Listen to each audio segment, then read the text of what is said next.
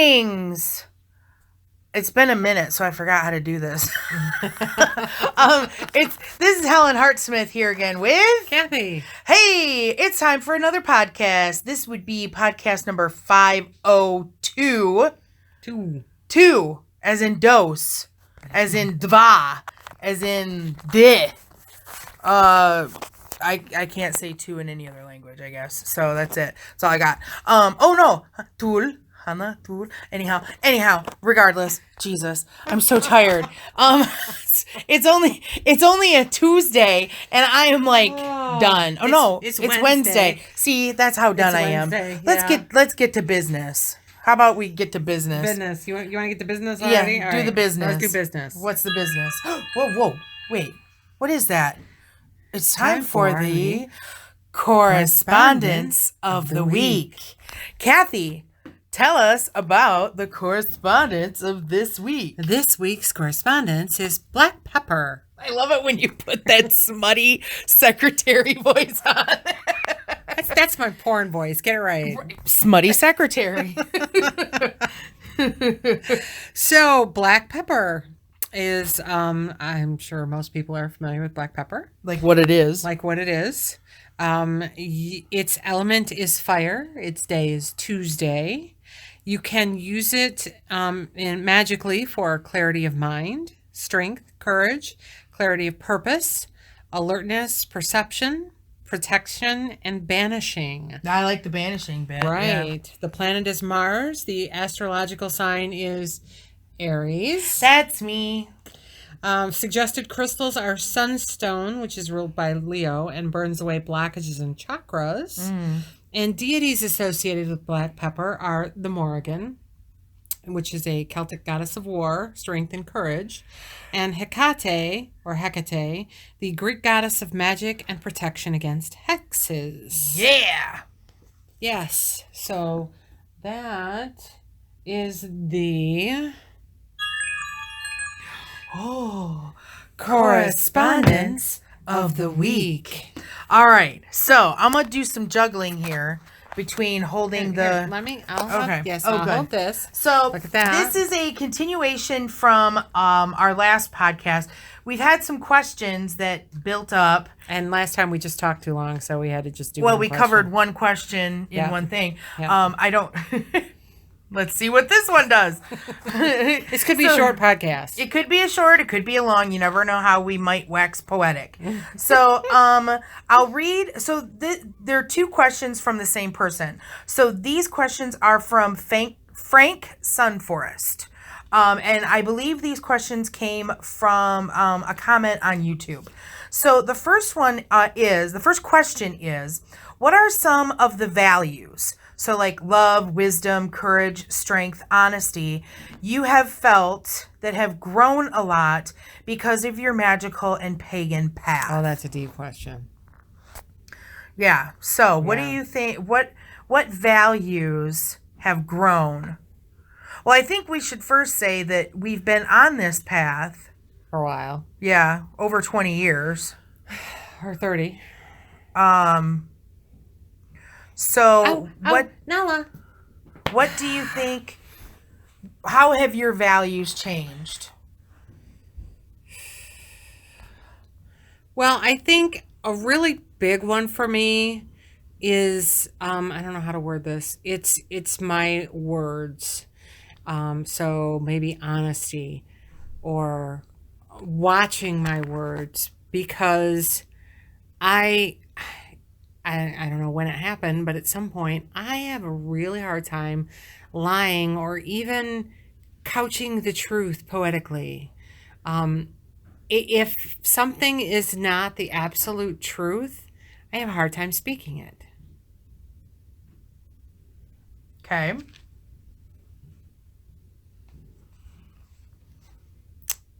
I have a hard time with that. And it also spills over to watching what you say about things. So being more positive on your spin on yourself, on the world around you, on opinions about things, looking for the positive aspects rather than focusing on the negativity, because I feel that what you speak comes back around. So if you speak positive things, you're going to get positive things back. Okay. I agree with you completely. Um yeah, learning the power of words is definitely um a big thing. And it's hard to strike that balance. It's hard to strike that balance of um because sometimes I feel like and this is part of the growing and the continuing to um to grow in your power. It's hard to get to that point where your words are schooled 100%. Especially the self speak in your head.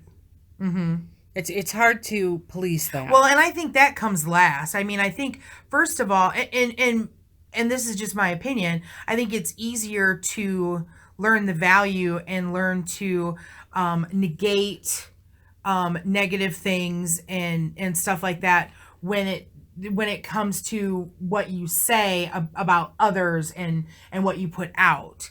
But I think the self stuff, I think that comes last. Well, it's harder because it's easier to say nice things about other people than it is to say nice things about yourself. Right. What I've found and heard a lot to help with that is, would you talk about your best friend that way? Well, why do you think that way about yourself? So that I think is pretty important.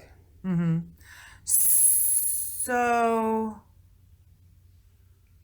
okay. Like I don't know. I don't know how like so how do you think you're doing then with that aspect, that value? With the honesty or the speaking positive things. All of it. Yeah. Well, I think like I said before, I have a hard time speaking lies. So I think that's a positive thing for me. Although sometimes I have to get creative in what I say, which is fine because creativity is good. Um, as far as the being positive, I try very hard. Nobody's 100% perfect, right? For But sure. I try very hard to look for the positive in things, to say things like, yeah, it's Wednesday, but we'll get through the day and it'll be fine. And it's a beautiful day outside. And let's focus on, yes, it's a beautiful day outside rather than work is getting very difficult right here and stressful. Although there are days when I'd like to go to Canada and talk to some railroad people up there and give them a piece of my mind. So, do you think that there's such a thing as too much truth? Well, yeah. I mean, you don't want to say harmful things that you know are going to be harmful to other people. So there's that gateway. Is it true? Is what you're saying true? Is it kind? What's the other Yeah, one? that yeah. Is it true? Is it kind? Is it necessary? Mm, Um, because sometimes it's necessary to hold your thoughts because saying something isn't going to happen. It's not. It's just not going to get right. It's not going anything. to correct the situation. It's not going to Yeah, move you forward. It's right. just So sometimes it's better to not speak. mhm. Um, but I again do try to spin the positive and to note to myself, don't do things like say, "Oh, that's stupid." Say things like, "Well, this could be better." Just to try to not put a label on things or to try to work to improve things rather than complain, because complaining just doesn't get any anywhere better. Doesn't make anything better. How do you feel you're doing on that? I think that I still have a ways to go. I mean, there are days when it's easy um to kind of balance everything out. But then, you have crap days that make it difficult to, and you're presented with situations that, I'm balancing a whole Aries point of view on things that make me fiery to begin with, and a little bit of a quick temper and stuff like that. And so to try to moderate that into a balanced measurement of using words and such, it's difficult. And I think it's something that I'm probably going to struggle with. I don't think I'm going to master it in this lifetime. But it's something that I'm working towards, trying to keep it in my thoughts, but it doesn't always, manifest. But I mean, I'm not going to say, oh yeah, I'm there, because I'm not. I know I'm not. Well, again, nobody's perfect, and everything can be improved upon. Yeah. So, are there days where I go, this just really sucks and I don't want to be here? Yes, there are days that I do that. But I try to limit it because it just makes the day worse. Right. So I actually recently just finished a book where it's Giselle Bundchen's book, Lessons, and she talks about like how she approaches the day and stuff like that. And it was actually pretty inspiring to kind of think about that aspect. She as she wakes up, she's an early riser, and so she stretches and she's grateful for the body that she has, and different things like that. And so that's how she starts her day, with that positivity.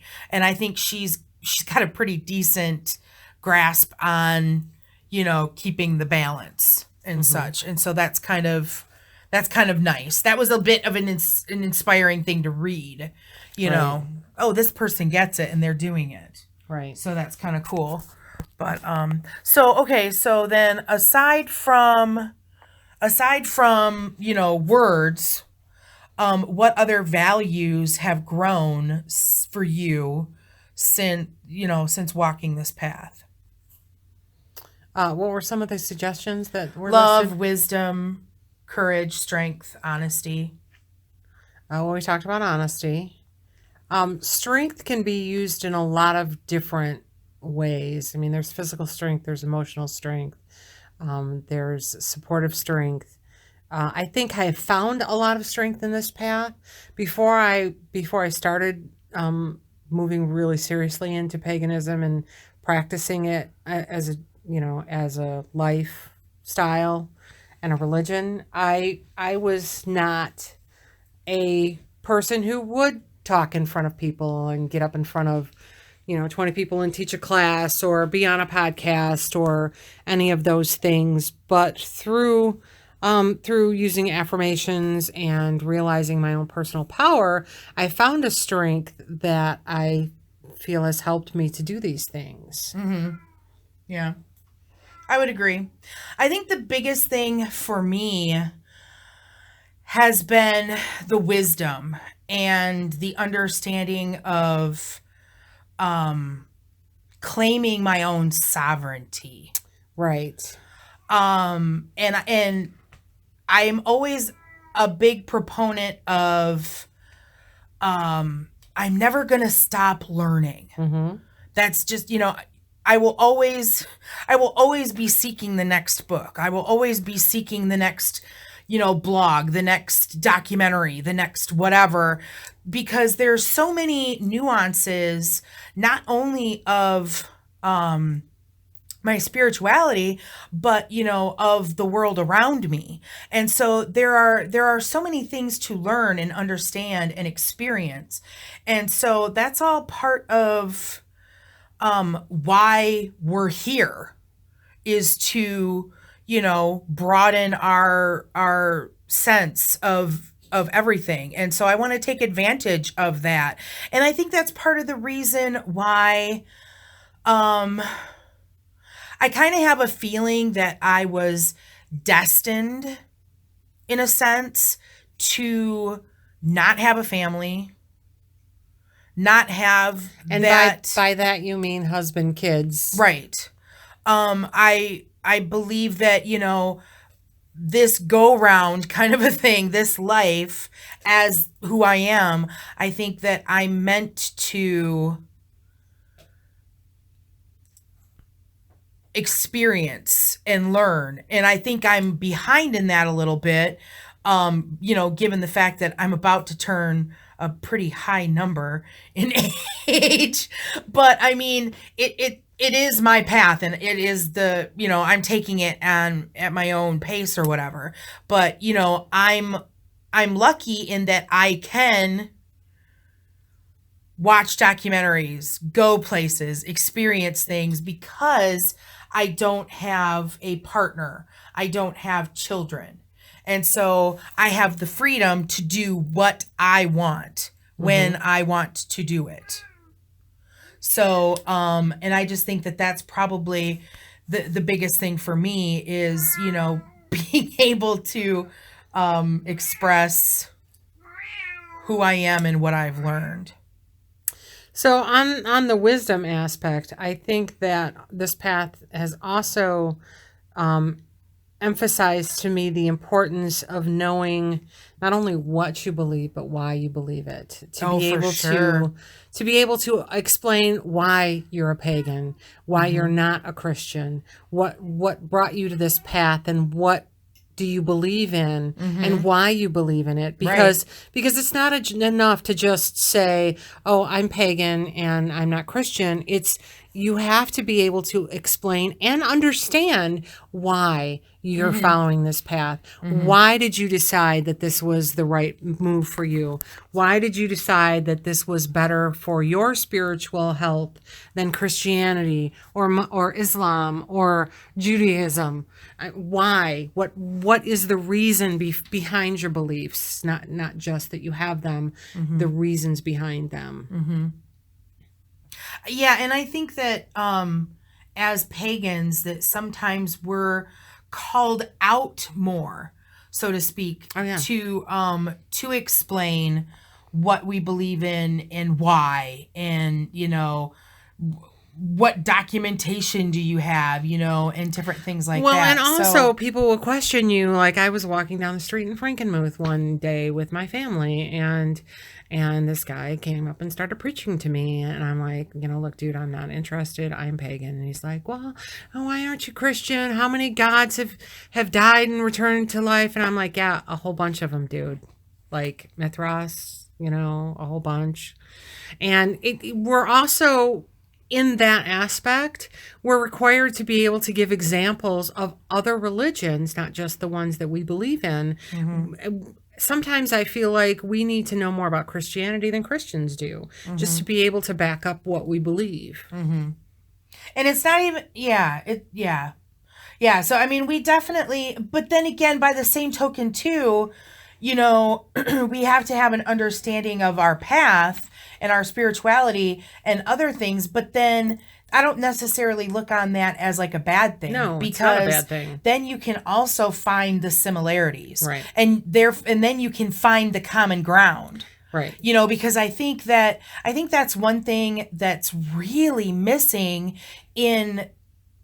on the planet right now is finding the common ground. Right. I think some people are doing it. I think there are there's some instances where, it makes sense and stuff like that. I think that, we see things like the Parliament of World Religions and, seeing the different religions being able to come together in that capacity is like really, really awesome. However, we still have, jihadists that are, destroying cultural archaeological sites, right? Because they're not in line with what they believe, right? Because it's not part of their path. We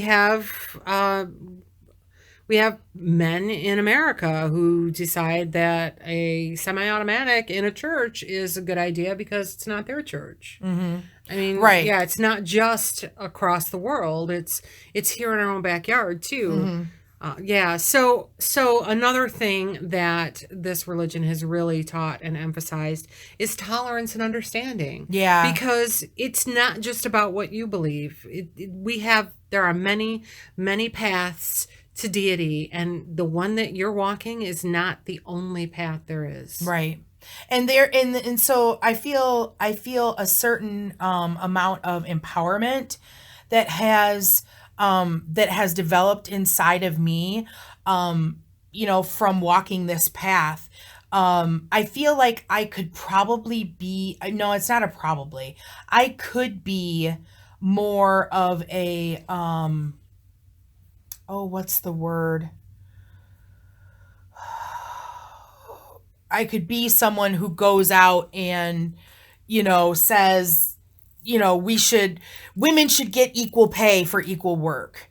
Be like an ambassador, if that's not the right word, but, be that person that says, be a part of the Me Too movement, be a part of, getting equal rights for LGBTQ, citizens, and be that kind of a person. I feel like I could probably be better at that, but I feel like I've also I vocalize my points of view a lot more. I don't get in your face to people, but I'm definitely more, this is the right way. All Right. inclusive is better than saying, You're wrong because you don't believe the way that I believe. right. Or being a white supremacist and allocating ancient Norse symbols to say it's okay for what you're doing. Right. Oh, I'm sorry. That was my soapboxing for a moment. So yeah. So I think another thing that I'm more conscious of with this path is the idea of reciprocity. So I give so that you may give. I'm more likely to be the first one to volunteer to help or to give.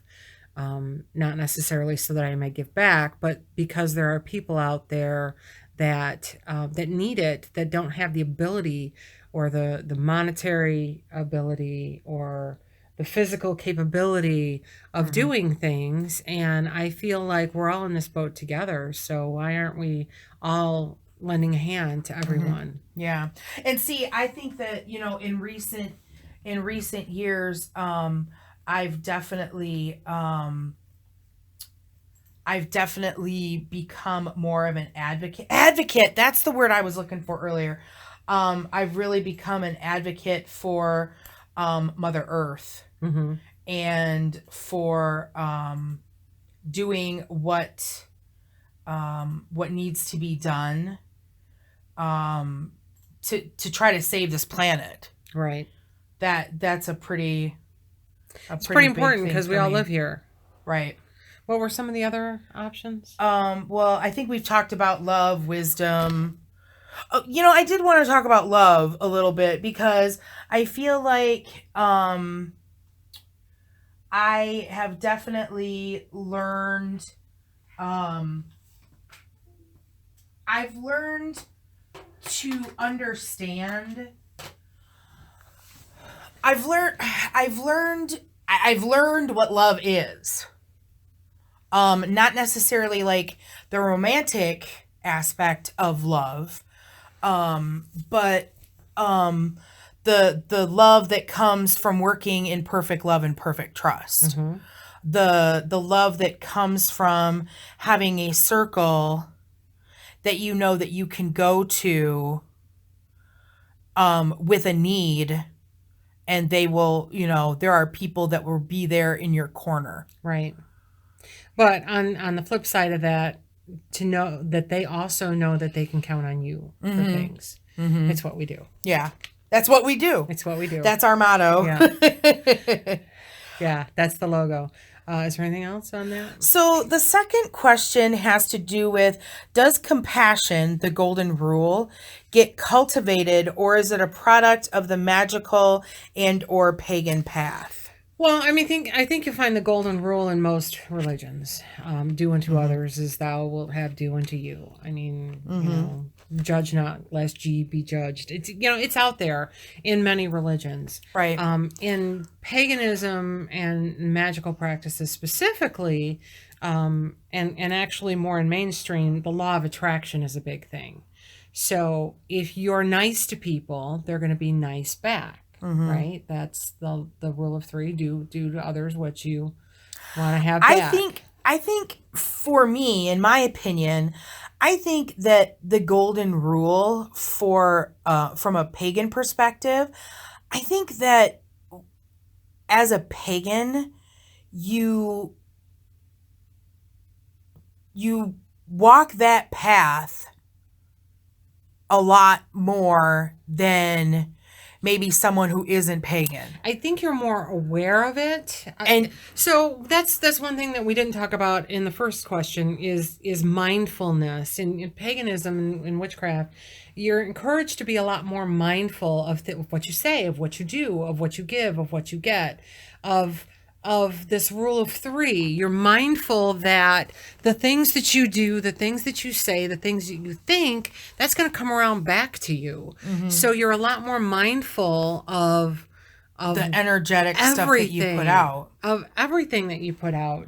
So that you're, it's one thing to be a Catholic and go do confession once a week and then go about and be your regular bitchy self. Right. Not yeah. to pick on Catholics. A lot of people, and it's not just Catholics that do that. It's called being a Sunday Christian. Right. A Sunday only Christian. Right. So you go to church and you're pious when you're in church, but when you're out of church, you're just however you want to be. You're mean. You're judgmental. You're catty. Right. You're not sharing what you have with, less fortunate. You're throwing your cigarette butts out the window. Right. You're throwing you're stealing. Right. You're breaking any and all of the commandments. Right. Whereas we as pagans, we don't have a Sunday church that we go to. Yes, we have the Sabbaths, we have the SBATs, but for us, our religion and our spirituality is every day, every minute, every second.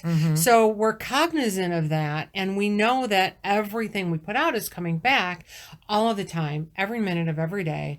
So I think that our religion and our belief systems encourages us more to follow the actual letter of the rule of three. But I think the golden rule is out there in every religion. It's just not necessarily followed as much. And I'm sure there are plenty of pagans out there that also talk the talk but don't walk it. Oh yeah. Yeah. It just like there are Christians that, that do walk the walk. And there are Muslims that talk the talk and walk the walk. And there's Jews that do the same thing. There's good and bad in every race, every religion. Right. So, but I think in general, pagans are more aware of the golden rule. At least the ones that we hang around. Yeah. Yeah. And maybe we're lucky in that aspect. Well, we're actually pretty lucky in the circle of friends that we have. Yeah. The coven that we have. But I know we're not the only circle of friends that are like that. No, we're not. And I know a few pagans that I wouldn't necessarily hang out with socially or want to have part of my family, my circle of friends. But for the most part, I think that, as we've said, pagans are more cognizant of what you give out comes back. So we're more likely to follow the rule of three, the golden rule. Mm-hmm. Yeah. I hope that answered the question. I think so. Yeah. I think that answered both questions. What was the person's name? Frank. Yeah. Okay. So Frank, I hope we answered your questions, and if we didn't, please, ask us. Another again. And hopefully it won't take us a super long time. Life's kind of happened. Yep. So lives happened. Yeah. So hopefully we can get back on a better schedule of podcasting so that we come to you more regularly rather than 3 in 3 months. Oh shit! It's April. That's 3 and 4 months. I have no expectation. It happens when it happens. It does, but I'd like to see it happen more. I'm sure you guys would too. But alrighty then. Well, I think that's going to wrap it up for this episode. what are your thoughts on what we've talked about? Do you agree? Do you not agree? Have you experienced the same thing in your own lives? Yeah, let us know in the comments below. If you liked this podcast, then give it a big old thumbs up because we always like to see those. Right. If you haven't already, please subscribe. Oh, yeah, because we like the subscribings. Down in the comments, there will be links to our social media, the Heart of the Witch's Path Facebook page and Instagram, and my personal Instagram, which I'm not super great about posting, but my cats are on there, so you'll see better pictures of them, and soon new pictures of my kitchen. Ooh. Email. If you don't feel comfortable leaving a message on YouTube, you can email at heartofthewitchespath@yahoo.com. And I think that's about it. Yeah, I think that covers it. So that's going to wrap up episode 502. Thanks for listening, and thanks for walking the path for a little while with us. Until next time, blessed be.